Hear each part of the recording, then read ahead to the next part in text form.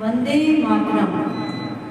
हमने जो 21 फरवरी को प्रधानमंत्री कार्यालय में महिलाओं के व्यक्तित्व और अस्तित्व की सुरक्षा के लिए घर मालकिन अधिनियम बनाने का निवेदन पत्र सौंपा है, उसके पॉइंट्स मैं आपके सामने रखती हूँ। इसमें दो बिंदुओं पर बात करेंगे हम। पहला है व्यक्तित्व और दूसरा है अस्तित्व की सुरक्षा। तो व्यक्तित्व की सुरक्षा के लिए जिन जिन तथ्यों का समावेश होना चाहिए वो इस प्रकार है।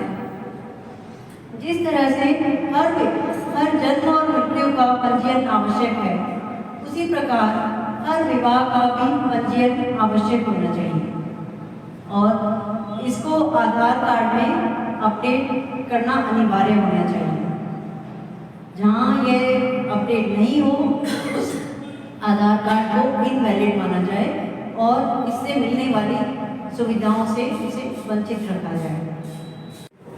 दूसरा, महिलाओं के व्यक्तित्व की सुरक्षा में दूसरा बिंदु ये है कि स्त्री के पति अथवा पति के रिश्तेदार द्वारा उसके नाम परिवर्तन हेतु जो दबाव बनाया जाता है वो दबाव न बनाया जाए। यदि पत्नी की सहमति हो तो नोटेरी के समक्ष दोनों पक्षों के गवाहों की उपस्थिति में हस्ताक्षरित शपथ पत्र पर सहमति देना अनिवार्य है। अब हम बात करेंगे अस्तित्व की सुरक्षा के लिए। अस्तित्व की सुरक्षा के लिए 5 बिंदुओं पे हम बात करेंगे। पहला ये है, विवाह होते ही महिला जिस घर में आती है उसे हम कानूनी भाषा में मैट्रिमोनियल होम के नाम से जानते हैं। मैट्रिमोनियल होम में स्त्री का अपने पति के बराबर जो है संयुक्त अधिकार माना जाए और अगर उस घर को बेचा जाता है अथवा उसका किरायानामा या बेचनामा बनता है तो वो पत्नी की सहमति और हस्ताक्षर के बिना ना हो पाए। यदि किराए का वो मकान तो उसमें एग्रीमेंट में महिला की बराबर सहमति उसमें होना अनिवार्य है। यदि मैट्रिमोनियल होम से पति उसे निकालने की धमकी देता है अथवा ऐसी कोई चेष्टा भी करता है तो उसे गैर जमानती अपराध माना जाए। दूसरा पॉइंट, पत्नी का स्वतंत्र व एकल बैंक अकाउंट खुलवाना अनिवार्य है।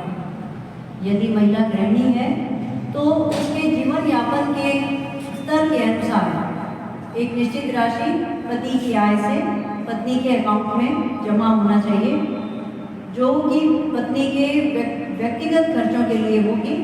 उस पर पति का अधिकार नहीं होगा, ना वो उसकी सहमति के बिना उसे खर्च कर पाएगा।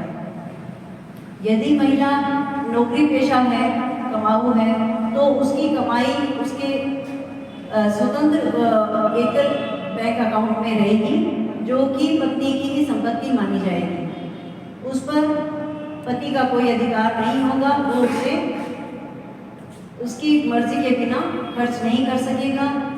और अगर ऐसा हो कि पत्नी की कमाई को उसकी सहमति के बिना उसकी इच्छा के विरुद्ध पत्नी और स्त्री जन को भी अगर वो उसकी इच्छा के विरुद्ध भोग करता है अथवा उसे कब्जे में लेने की कोशिश करता है या बेचने का प्रयास करता है तो इसे गैर जमानती अपराध माना जाए।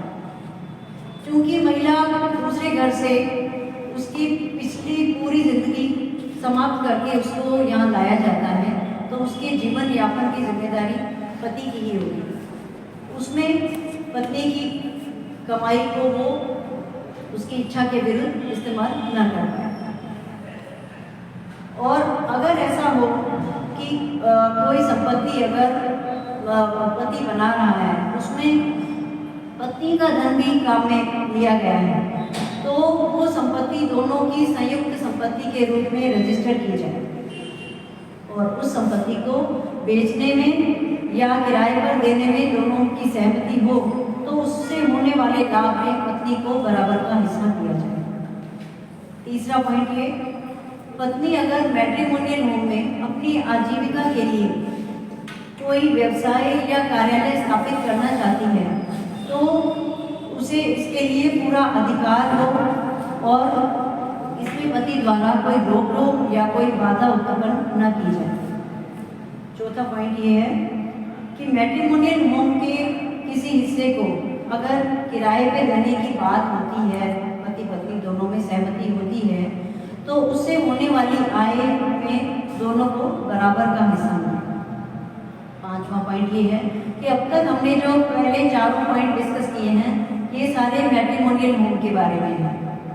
मैट्रिमोनियल होम के अलावा अगर अपनी कमाई में से पति कोई संपत्ति बनाता है तो उस पर ये नियम लागू नहीं होंगे, वो पति की एकल संपत्ति माने जाएंगे, पत्नी का उस पर अधिकार नहीं होगा।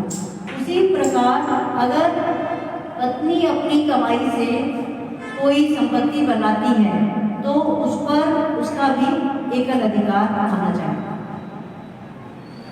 तो ये सारे बिंदु थे जो कि हमने अपने निवेदन पत्र में प्रस्तुत किए हैं। कृपया घर मालकिन अधिनियम को समर्थन देकर हम सभी की बहन बेटियों के अस्तित्व और व्यक्तित्व को सुरक्षित बनाने में अपना बहुमूल्य योगदान दें। रण नहीं निवेदन है, मोदी है तो मुमकिन है। झूठ मूठ की घर मालकिन नहीं, कानूनी अधिकार दो, सचमुच की घर मालकिन बनाओ। यही समय है, सही समय है।